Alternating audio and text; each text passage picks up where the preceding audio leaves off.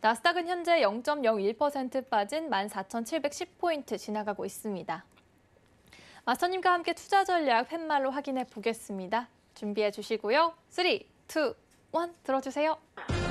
관망으로 들어주셨어요, 마스터님. 네. 지금 현재 제가 볼 때는 네. 지금 현 시간에서는 조금 관망을 해주시는 게 낫지 않을까. 좀 조심스러운 네. 부분이 있나요? 차트가 제가 봤을 때는 조금 우리가 차트를 봤을 때 하는 말로 가두리다, 갇혔다라는 표현이거든요.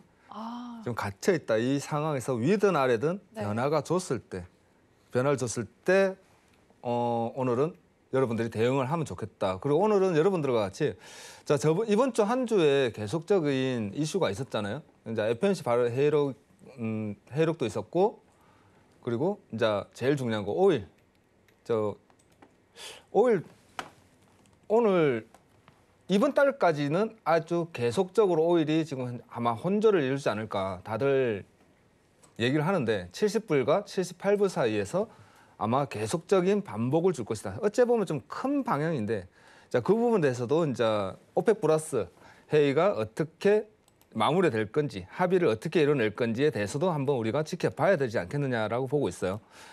오늘 그 부분에 대해서 차트 값을 제가 오늘 차트 기술적 분석까지 오늘 다 같이 한번 해볼 거고요. 지금 요즘 같이 한 일주일, 이번 주 같은 장세는 솔직히 이제 우리가 봤을 때 시향도 중요한데, 정말 기술적 분석이 받쳐주지 않는다 그러면, 도래하지 않는다 그러면 우리는 정말 장을 읽어나가기가 힘든 한 주였다라고 다들 얘기합니다. 그렇기 때문에 오늘은 제가 이제 기술적 분석에 대해서도 한번 좀 깊게 여러분들하고 한번 다가가 보는 시간을 가져보도록 할게요. 네, 그럼 오늘은 일단 단기적으로 관망을 유지해 주셨는데 조금 더 차트 분석해 주세요, 마스터님. 네, 차트 분석 한번 잡아봐 드릴게요. 제가 오늘 일봉부터 여러분들하고 같이 차트 분석에 대해서 한번 짚어보도록 할게요. 현재 차트 계속적인 우상향을 쭉 이어오던 것이 어저께부터 어제 큰 폭으로 한번 낙폭이 있었죠. 낙폭이 있으면서 다들 놀랬어요. 다들 갑자기 왜 이렇게 많이 빠지냐. 그쵸. 근데 나스닥은 사실은 좀 반등을 많이 치면서 좀 많이 좋아졌는데, 아시아장이 굉장히 안 좋았거든요. 우리나라 장도 그렇고 아시아장은 굉장히 낙폭이 좀 컸습니다. 사실 하루 종일 빠졌다가 반등을 좀 주고 마무리했고, 나스닥 같은 경우도 한 2%대까지 빠졌다가 0.8%, 9%까지 반등을 주고 마무리하고 막 그래서 그렇게 됐는데 지금 우리가 봐야 되는 것은 지금 현재 오늘 차트 일봉이거든요. 일봉이 지금 여러분이 보시는 차트처럼 11선의 지지를 받고 있는 모습과 5일선의 저항을 받고 있는 모습을 가지고 있다. 덧지라는 표현이에요. 덧지인 표현에서 240분 차트를 우리가 다시 한번 분석해 보면 현재 위아래에서 계속 시가 근처 언저리에서 왔다 갔다 하고 있습니다. 이런 차트 같은 경우는 우리가 삼각 수렴이라고 표현을 해요. 위냐 아래냐, 위로 갈래 아래로 갈래, 딱 이렇게 놓고 보는 게 제일 좋아요. 여러분들 그냥 아무 표현 없이 현재 상단 하단의 저점을 위에서 놀고는 있겠으나 현재 추세는 위에서 놀고 있는데, 요 자리값, 그러니까 지금 쉽게 얘기하면 14,670포인트 상위에서 논다 그러면 우상향을 봐야겠지만, 밑에 지지 라인이 14,670이 무너진다 그러면 얘는 좀 오늘도 하락을 줄 수 있겠구나라고 표현을 해야 되고, 240분 차트 캔들값에서 저 지지 저항을 먼저 여러분들이 확인하셨다 그러면 60분 차트에서 한 번 더 확인해 보시면 좋아요. 이렇게 삼각 수렴의 위아래 파동값만, 그리고 돌파했던 자리가 어디냐, 하위 추세가 돌파했던 구간이 어디냐라고 먼저 생각을 하신다 그러면 시가죠. 거의 시가 언저리 14,700선에서 현재 위아래에서 왔다 갔다 큰 방향에서는 큰 캔들 240분이면 4시간이잖아요. 4시간에 하나 생기는 캔들 값에서 행보값을 주고 있고, 60분 캔들 값에서 그 위의 반경을 못 움직이고 있다는 것은 우리가 항상 얘기하는 덧지다. 지금 위아래 방향이 없다예요. 여러분들 이런 장세에서 우리가 매매를 진입을 하게 된다 그러면 많은 어려움이 봉착을 합니다. 위로 가는 건지 아래로 가는 건지. 우리가 매매를 할 때는 제일 먼저 생각해야 되는 것은 방향성이죠, 방향성. 오늘 우리는 매수로 간다, 매도로 간다. 먼저 그 방향성이 정해지지 않는다 그러면 매매를 할 수가 없죠. 네, 그렇죠. 나는 서울 가야 되는데 걸어갈지 네. 아니면 자고 갈지 버스 타고 갈지 그것도 정해야 되듯이 매매라는 것도 당연히 매수냐 매도냐에 대한 방향성이 안 잡힌다는 것은 그날 매매를 하면 안 되는 거예요. 아, 좀 저는 그렇게 조심스러운 표현을 하거든요. 장이라는 거죠. 그냥 구경합시다. 구경하고 굳이 기준을 잡는다 그러면 네. 지금 현재 상위 돌파값은 14,750 상위 그리고 하단 아까도 얘기했지만 14,670 하단 요 구간에서 방향성이 나왔을 때 여러분들이 봤을 때 방향성이 나왔을 때 그 방향성을 가지고 짧게 먼저 시작하는 게 좋다. 어저께 굉장히 낙폭이 컸어요. 여러분들이 보다시피 어제 하루 낙폭이 굉장히 큰 낙폭을 주었단 말이에요. 이렇게 큰 낙폭을 주고 저녁에 다시 한번 힘차게 끌어올렸는데 우리도 그렇잖아요. 한참 한 1,000m 달리고 나면 네. 일단은 앉아야죠. 좀 쉬어야죠, 여러분. 쉰다 생각하시고 지금 현재 구간에서는 관망한다. 지켜보자. 위로 가는지 아래로 가는지. 지금 현재 일봉 상태에서는 일봉 차트로서는 위아래 5일선과 11선이 위에 딱 가두리에 갇혀 있기 때문에 5일선이 하단, 11선 여러분들 이평선 매매를 한다 그러면 이평선이 골드 크로스, 데드 크로스라고 표현하잖아요. 네. 짧은 데드 크로스, 5일선이 11선을 밑에 하단을 꺾는다 그러면 그때 한번 매도를 한번 더 보시고 지금은 관망으로 마무리하시는 게 제일 좋지 않겠느냐라고 생각을 합니다. 또 댓글에서도 오늘은 기술적 반등일 것 같다 이런 예상도 있어요. 자, 기술적 반등을 생각하시지 마시고 네. 거꾸로 생각하시는 게 낫죠. 어제 기술적 하락을 주었다, 눌림을 주었다라고 표현하는 게 낫죠. 어저께 이슈가 있다 그러면 네. 계속적인 우상향을 주던 것이 우리가 항상 그랬잖아요. 제가 저희 회원들한테 제가 말을 한 게 여러분 15분 캔들 값을 한번 보세요라고 말을 했어요. 15분 차트입니다, 여러분. 한번 보시면 지금 15분 차트가 계속적인 어떠한 파동을 줬냐면 수렴을 주고요. 수렴을 주고 확장. 그러니까 수렴 확장이라고 표현을 해요. 수렴을 주고 한번 움직인다. 수렴을 주고 확장을 준다라는 표현을 주는데 잘 안 움직여요. 지금 현재 파동 값은 수렴을 주고 확장 주고 수렴을 주고 확장을 줬단 말이에요. 계속적인 계단식 우상향의 패턴을 가지다가 결국 어디서 꺾였냐면 어제 파동에서 꺾였다라고 표현을 씁니다. 이렇게 꺾이면서 고점을 못 넘겼더라 라는 표현을 써요. 지금 현재 이러한 상황에서 기술적 반등이 아닌 기술적 하락을 줬고 오늘은 수렴 구간에서 반등보다는 한번 템포 우리가 한번 하루 정도는 쉬고 가는 게 낫지 않겠느냐. 정매매를 해야 된다 그러면 돌파값인 요 구간 14,750 상위 하는 거 보고 최소한 상위 추세가 넘어가는 걸 보고 매매를 진행하시는 게 좋아 보인다라고 생각을 합니다. 여러분들이 이제 잘 알다시피 모든 추세라는 건 계단을 타요. 그러면 상승 계단을 탄다는 것은 자 변곡이라고 표현을 하잖아요. 변곡이라고 표현을 하는데 무슨 말이냐면 하락 추세가 이렇게 꺾이던 것이 반등을 주려면 어떠한 포지션을 잡아야 되냐면 정고점을 훼손을 해야 된다는 거예요.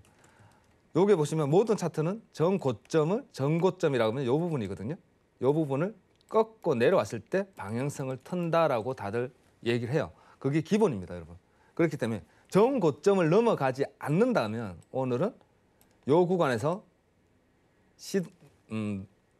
수렴을 주든가 아니면 넘어갔을 때 매수의 방향을 보는 게 정석이다. 차트 분석에 있어서 그게 기본이고요. 정석이다. 기술적 반등을 보고 싶다 그러면 얘가 기술적 반등이 가겠다라고 생각하시면 여러분들은 차트 분석에서 기술적 분석이잖아요. 기술적 분석이 제일 중요한데 기술적 분석에서 기준이 있어야죠. 어느 포지션을 훼손했을 때 얘가 지금 현재 방향성을 매수로 가는지 아니면 방향성이 매도로 다시 꺾일지 그걸 보기 위해서는 항상 정고점이 넘어가는지 그래야지 반등인지 그리고 나서 변곡인지를 알게 됩니다. 반등이라는 것은 저점을 탁 찍고 탁 튀어오르는 부분을 반등이라고 그래요. 여러분들 그죠? 근데 변곡이라고 얘기하는 것은 무엇이다? 방향성을 바꾼다는 거죠. 방향성을 다시 매수로 바꾼다는 겁니다. 그렇기 때문에 그 기준값은 오늘 14,750이다. 750을 상회했을 때 그리고 눌렀을 때 여러분 차트에 한번 줄 하나만 긋고요. 이렇게 상위 포지션을 한번 매수로 가져가 보시는 게 좋다라고 판단됩니다. 여기까지 감사합니다. 네, 14,750포인트 그리고 14,670포인트로 방향성 확인할 수 있다. 이렇게 두 가지 자리값 짚어주셨는데요. 오늘 또 나스닥 관련해서 시장도 어떻게 될까요, 마스터님? 우리가 이번 주에 많이 주의 깊게 보신 게 FOMC 회의록 공개와 그리고 오펙 합의 지연이었죠. 큰 네. 이슈가 딱 두 가지였어요. 큰 이슈를 두 가지를 가지고 이번 주 내내 혼조로 왔단 말이에요. 누군가는 굉장한 불안한 장세였고 누군가는 많은 우리나라 증시 같은 경우는 많은 분들이 슬퍼하는 날이죠. 거의 90% 이상 빠졌으니까. 코스피 모든 종목의 90% 이상 다 빠졌대요, 여러분들. 매수로 올라간 게 없답니다. 그러면 그 정도의 지금 힘든 장세를 유지하고 있는 현 상황에서 우리는 앞으로 어떻게 지켜봐야 되느냐. 회의록 공개가 아까도 앵커님 말씀하신 것처럼 네. 첫날 공개했을 때 테이퍼링은 그래도 걱정 안 해도 될 것 같은데 별 내용 없는데? 라고 생각을 다 했어요. 왜냐하면 우리가 다 알고 있던 내용이었죠. 네. 회의록 저번 달에 우리가 웃으면서 한 말이 파월 의장이 나와서 기자들 질문 던졌을 때 딱 한마디가 이슈가 됐어요. 뭐냐면 우리는 FOMC 회의에서 테이퍼링을 논의를 하기 위한 논의를 할 겁니다라고 했던 딱 한마디가 있었단 말이에요. 제가 그때도 와가지고 이게 무슨 말이에요? 이러면서 내가 우스갯소리를 했는데 정말로 이번 주 공개를 하고 나니까 FOMC에서 테이퍼링을 하기 위한 회의를 한 거죠. 그냥 무슨 회의냐? MBS 주택담보대출 먼저 줄일 것이냐, 국채를 줄일 것이냐 그 논의를 했다는 게 다였어요, 사실은. 네. 그냥 우리가 알고 있던 내용 그거를 다 얘기한 건데 그래서 사람들이 별 재료가 없었다, 재료가 없는 회의였다라고 다들 얘기를 했단 말이에요. 빠르게 충족할 수 있는 그러니까 내용이 뭐였냐면 여러 위원들 그러니까 일부 위원들은 테이퍼링 전제 조건을 빠르게 충족할 수 있다고 예상한 반면 다른 몇 명의 의원들은 모멘텀에 대한 경제 모멘텀에 대한 명확하지 않은 시그널을 주고 않기 때문에 주고 네. 있다면서 그러니까 앞으로 충분한 데이터 확인이 필요하다라고까지 얘기를 하고 많이 갈렸어요. 이번에 많이 갈렸던 게 명확하게. 보수파의 그런 이견이었네요. 그러니까 우리는 알고 있었잖아요. 네. 일부 점도표에서도 명확하게 드러났었고, 근데 그 회의 내용이 다였다. 그러나 뭐가 중요하게 본 거냐면은 연준은 지금까지 그 기준을 달성하지 못했으며 인내심을 가져야 함을 강조했다는 점에서 결국 6월 FOMC에서도 테이퍼링 규모 및 일정에 대한 구체적 요인은 부재한 것으로 판단된다라고 애널리스트 다들 판단을 한 거거든요. 내용이 자체가 그거였어요. 그럼 뭔 말이냐? 아직까지는 테이퍼링에 대한 기준이 도달하지 못했다. 그러니까 무슨 말이냐면 네. 고용이 아직 많이 부진하고 그리고 인플레이션은 아직 단기적인 인플레이션이기 때문에 지켜봐야 된다. 그 말하면서 요즘 핫 이슈 떠오르는 게 네. 많은 분들이 얘기하는 게 그거죠.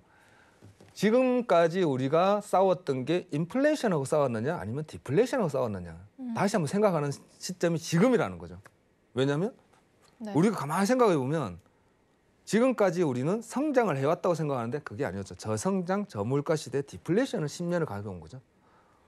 그래서 이제 팬데믹 이후 유동성이 들어오면서 인플레이션이라는 것이 올라간 거란 말이에요. 네. 근데 한 가지 또 놓치고 있는 점은 뭐냐면 유동성이 들어오면 인플레이션이 올라가는 게 아니라 자산 버블이 생긴 거죠. 주택 그리고 증시에 대한 자산 버블이 생긴 거죠. 거품이 거품이 생긴 거죠. 자산만 네. 올라간 거지 자산 주택과 증시에 대한 자산이 올라간 건 인플레이션 추가가 되는 게 아니잖아요. 네. 인플레이션 수치를 따진다 그러면 우리는 진짜 밥상 우리로 따지면 김치, 계란, 파, 쌀값이 올라갔냐 안 올라갔냐를 대해서 우리는 인플레이션 수치를 다 잡는단 말이에요. 그러면 증시가 올라갔다고 해서 인플레이션 올라갔다고 얘기 안 하죠. 그렇네요. 그러면 그리고 주택 가격이 올라갔다 해서 인플레이션 올라갔다고 얘기하지 않는단 말이에요. 그런데 지금 현재 상황은 주택과 증시만 올라가 있는 상황에서 약간의 밥상 가격이 조금 올라갔다고 표현을 하고 있었던 거예요. 연준에서는. 네. 야, 잠깐 계란값이 올라갔고 팥값이 올라갔고 차값이 잠깐 올라갔는데 일시적인 거야. 그래서 계속 안심시켜주는 그런 전략을 가고 있었잖아요. 계속 그러고 갔죠. 네. 그러니까 일시적인 거니까 겁내지 마. 근데 사람들은 뭘 겁을 냈냐면 야, 증시가 많이 올라갔잖아. 부동산 가격이 버블이 생겼잖아. 네. 그건 인플레이션 아니잖아. 그거는 우리는 해결 방안을 가지고 있어. 그거는 어떻게든 끌어내릴 수 있어. 왜? 나중에 금리만 올라가면 증시는 내려앉을 것이고. 왜냐하면 레버리지가 높기 때문에. 지금 증시는 레버리지가 높기 때문에 금리 인상만 된다 그러면 충분히 깔아앉힐 수 있고, 그리고 우리는 또 증시를 깔아앉을 마음이 없다가 중요한 거죠. 증시는 흔들 생각은 없다. 그러면 주택은 우리가 한번 2008년도에 한번 맞았으니까 네. 주택을 먼저 한번 손대야 된다라는 게 이번 의사록에 대한 거의 주된 내용이에요. 그잖아요. 쉽게 네. 얘기하면 딱 그 주된 내용은 야, 다른 건 모르겠고 증시는 우리는 건드릴 마음이 없고 지금 증시는 좋은 것 같고 그리고 성장해야 되고 우리는 저성장의 저물가 시대고 그렇기 때문에 지금 10년을 지나왔는데 이제 시동을 걸고 차가 올라가고 있는데 오르막길에 이제 올라가고 있는데 여기서 브레이크 밟고 다시 가면 밀리지 않느냐. 계속 밀어줘야지. 지금 현재 그 상황이란 말이에요. 그 대신에 주택은 좀 위험하다. 그러니까 우리는 연준에서 이제 테이퍼링을 하게 되면 주택부터 한번 손을 대자라는 게 지금 현재 의사록에 대한 거의 주된 내용이다고 보시면 돼요. 그래서 다들 생각한 게 그래? 그러면은 인플레이션은 아직 좀 멀었고 그리고 유럽에서도 2%대로 상향을 해놓은 상태에서 인플레이션을 끌어올리겠다는 조건이네. 그러면 테이퍼링을 지금 당장 걱정 안 해도 되겠다라고 생각했는데 증시가 갑자기 내려앉았단 말이에요. 그래서 다들 이건 뭐지 하고 있는 거예요. 이건 뭐지? 의사록하고는 내용이 상관이 없네 라고 하면서 지금 이제 7월 6일 이후 차트를 딱 보면 5일날 오일 오펙 플러스에서 회의가 불발이 됐죠. 그러면서 조정이 들어갔거든요. 조정이 들어가고 8일 날까지 잠시 흔들리면서 8일 날 고점 이후 어저께 확 빠져버린 거예요. 그럼 사람들이 지금 현재 갑자기 뉴스가 그러면 나오는 게 그럼 지금 FOMC에서 얘기했던 게 매파적인 발음인가? 테이퍼링 그럼 임박했단 소린가? 이러면서 또 헷갈리고 있는 거예요. 그러니까 혼조죠. 혼조세에서 지금 우리가 지금 이렇게 하고 있는데 딱 지금 보면 우리가 지금 보고 있는 게 차트가 제가 분석을 해온 거거든요.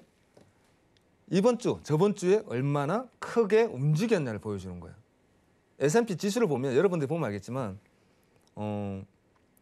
차트를 딱 60분 차트입니다, 여러분. 60분 차트를 제가 가져온 건데 계속적으로 계속 우상향 하던 것이 갑자기 6일부터 이번 주 한 주 동안 출렁출렁하고 있는 거죠. 출렁출렁. 그러면 이게 무슨 얘기냐면은 지금 현재 제가 생각할 땐 그래요. FOMC에서 테이퍼링에 대한 발언을 가지고 증시가 흔들리는 것이 아니라 다른 반등에서 찾아야 된다. 뭐에서 찾아야 되냐? 팬데믹. 지금 델타 바이러스 때문에 네. 델타 때문에 코로나 영향이 크고 1차 그걸로 크고 네. 그다음에 이제 오펙에서 나왔던 네. 오펙 회의 불발 그 영향으로 해서 성장이 둔화되지 않겠냐는 거죠. 그러면서 채권 금리가 들썩들썩한 것이고 그러면서 이제 모든 증시가 지금 흔들리고 있다. 그렇기 때문에 제가 생각할 때는 다음 주까지도 아마 우리 증시가 많이 좀 흔들리지 않을까. 네. 다음 주까지도. 왜냐하면 오펙 회의는 이미 이제 다음 달로 넘어갔고요. 아, 그렇죠. 다음 달까지 불안정한 정세잖아요. 네. 그러면 유가가 아마 처음에 유가를 우리가 먼저 생각해야 되는 부분인데 인플레이션을 이제 우리는 생각해야 되거든요. 인플레이션의 요건을 무엇을 줄 것이냐. 그 부분도 생각해야 되는 부분이고 개인적인 입장에서 전문가적인 입장 말고 네. 여러분들이 보고 수 있는 개인적인 입장에서 다른 건 모르겠고 일단 올라가느냐 내려가느냐잖아요. 네. 제가 볼 때는 일단은 다음 주까지는 조금 유동적인 자세에서 수동적인 자세에서 차트를 간망을 새로 좀 유지를 해줘야 되지 않겠느냐라고 보고 있거든요. 조금 예상이 힘든 그런 시장으로 보이시나요? 지금 이제 제가 생각할 때는 일단은 아시아 증세부터도 많이 흔들리고요. 네. 그러니까 신흥국들 많이 흔들리잖아요. 벌써 뭔가가 알 수 없는 뭔가가 지금 움직임을 주고 있는데 거기다가 악재가 계속 터지고 있잖아요. 그렇죠. 지금 증시라면 소나기 내릴 때는 피해야죠. 네. 그리고 제가 저번 주까지 나왔을 때는 여러분들한테 말씀드린 게 여러분 일단 14,500부터 시작을 해서 15,000 갑니다. 뭐 자 좀 조금 센 발언으로 표현할 때 걱정하지 마. 15,000 가. 일단은 고 합시다. 남자는 매수야 이러면서 계속적으로 제가 매수만 있었어요, 여러분들. 네. 이번에 15,000 간다고. 관망으로 들어주신 거는 오늘 처음이에요. 처음인 것 같아요. 저번 주까지 한 달 내내, 2달 내내 제가 출연하면서 계속적으로 얘기한 건 여러분 매수예요. 15,000 갑니다. 네. 언제 도달할지 모르겠으나 그리고 저번 달에 제가 그랬죠, 6월 달에. 네. 제가 언제 15,000을 가느냐가 중요한 것이지 15,000 갈 겁니다. 이번 주냐, 다음 주냐. 곧 15,000 갑니다, 여러분. 그러니까 조정을 주더라도 조정도 안 주지 마. 안 줬잖아요. 지금까지 나스닥이 조정을 안 줬단 말이에요. 조정도 안 주고 있지만 15,000 갈 거니까 걱정하지 마세요. 그리고 오일도 여러분, 오일은 77불 일단 가야 됩니다. 라고 말씀드렸고, 그죠? 네. 근데 이번 주에 다 도달하고 나서 거의 근접하고 나서 조정을 주고 있단 말이에요. 그러면 현 이런 상황에서 우리가 봐야 되는 거는 잠시만요. 네. 또 댓글에서는 돈 벌어야 되는데 벌써 끝물이라니 하면서 아쉬워하는 분도 계세요. 이게 끝물이라고 보기보다는 네. 지금 현재 장세가 굉장히 조금 불안정하잖아요. 솔직히 말하면 그렇죠. 저도 이번 주 내내 그랬어요. 저희 회원들한테도 그렇고 네. 조심해라. 어, 이번 달은 조심합시다. 제가 딱 저번 월요일부터 그러면서 제가 처음으로 차트를 보면서 나 오늘 모르겠는데 그랬어요. 어저께 처음으로요. 처음으로 그랬어요. 어젠가 네. 그제 차트를 보면서 맞아요. 어제가 정말 확 네. 오르기 시작했다가 다시 하락하고. 그래서 어제 같은 경우도 그랬어요. 나 오늘은 진짜 모르겠는데 한번 살짝 들었다가 굉장히 내려가면 폭이 큰데 이렇게 폭이 크게 내려갈 수 없으니 올라간다고 봅시다라고 생각했거든요. 네. 좀 힘들었죠. 내려가기 때문에. 굉장히 힘들었는데 네. 제 마음은 그랬단 말이에요. 내려가는 폭이 너무 크게 보였기 때문에 올라간다고 봐서 올라간다고 봤기 때문에 이렇게 크게 빠질 수는 없다는 거죠. 2% 가까이 빠져야 된다고? 그렇게 빠질 재료가 없었던 거예요. 근데 확 빠져버려서 굉장히 놀랬긴 했는데 그거를 다시 다 끌어올렸어요. 그걸 끌어올리면서 반등을 또 하는 모습이네요. 네. 오늘은. 반등을 하고 있는 모습이고 네. 중요한 것은 우리가 지켜봐야 되는 게 채권물이죠. 채권물. 가장 중요하죠. 가장 중요하죠. 채권 금리가 네. 지금 앞전까지는 스프레드라고 그랬어요. 단기 금리는 올라가고 장기 네. 금리는 내려가는 스프레드 모습을 보여줬는데 지금은 장단기가 다 빠지고 있죠. 네. 장기 금리가 빠진다는 것은 같이 빠진 게 이게 흔한 현상인가요? 은행에서는 네. 단기를 사서 장기에 투자를 했어요. 네. 무슨 말인지 알죠? 네. 장기 금리는 올라가기 때문에 단기 금리에 투자를 한 거란 말이에요. 이렇게 운영하던 것이 같이 빠졌어요. 급격하게 같이 올라가던 채권이 갑자기 같이 다 빠졌단 말이에요. 그게 무슨 말이냐? 10년물 장기 채권물이 빠졌다는 것은 경기 전망, 인플레이션을 얘기하는 거거든요. 네. 경기 전망이 어둡다라고 이제 얘기하는 거죠. 어째 보면 표현을 한다 그러면 네. 우리가 봐야 되는 건 이제 금리, 2년물과 10년물 채권 금리가 보다시피 지금 둘 다 같이 빠지고 있다. 빠지면서 지금 장세가 굉장히 혼조를 이루고 있고 그렇기 때문에 제가 봤을 때는 이번 주는 조금 조심하시고 차트를 제가 잠깐 돌아가가지고 차트를 잠깐 보신다 그러면 네, 지금 일단 10년물 국제금리와 2년물 국제금리가 같이 빠지고 있는 상황에서 어떤 형식으로 차트를 볼 수 있을까요? 지금 현재 15분 차트 돌아갔는데 네. 차트를 보여주고 있는데 아직도 여기서 놀고 있잖아요. 그렇네요. 지금 현재 계속 놀고 있는 겁니다, 여러분. 위아래 변동성을 계속 주고 있는 현 상황에서 60분 차트도 마찬가지고요. 네. 올라간다 그래서 올라가는구나 하고 잡지 마시고요. 확실히 올라가고 나서 확실히 14,750포인트를 도달하는 거 확인한 후에 네. 아 그러면 잘하면 60분과 240분 차트에서도 따라갈 수 있으니 그리고 21선을 상회해야 할 수 있으니 21선이 넘어간다 그러면 21선 위에서 놀 수 있잖아요. 그렇기 때문에 아 그러면 오늘 일봉은 뭐다? 양봉으로 마감할 수 있겠구나. 그런 식으로 조금 단계적으로 여러분들이 밟고 올라가면서 방향성을 잡아주시면 오늘은 조금 어제처럼 큰 걱정 없이 올라갈 거라고 생각을 하고요. 그리고 여러분들이 매매 포지션을 잡았을 때 좀 네. 성공적인 투자로 오늘은 끌고 갈 수 있다. 왜냐하면 모든 매매가 그래요. 모든 매매가 제가 기술적으로 차트 분석을 잘 이렇게 길게는 안 해드리거든요. 사실은 시향적인 부분에서 여러분들 설명을 많이 드리고 하는데 오늘 기술적 분석을 좀 많이 해드리려는 이유가 모든 매매가 우리는 해외 선물이잖아요. 그죠? 해외 선물은 기술적 분석이 여러분들이 받쳐주지 않는다 그러면 솔직히 매매 트레이드 하기에는 정말 힘듭니다. 주식, 증시하고 좀 다르기 때문에 데일리 트레이딩 입장에서 어느 자리에 어느 포지션에서 들어가서 최소한의 손절 값을 잡고 최대한의 수익률을 가져와야 되기 때문에 기준이 정확해야 되죠. 기준이 나는 15분 캔들에서 차트를 분석을 말씀을 드린다 그러면 만일에 들어가서 요 자리 값이죠. 요 자리 값. 요 자리가 미리 준비했던 요 자리가 무너진다면 나는 오늘 매도로 볼 것이야. 라는 표현을 쓴다든가 생각을 하셔야 되는 거죠.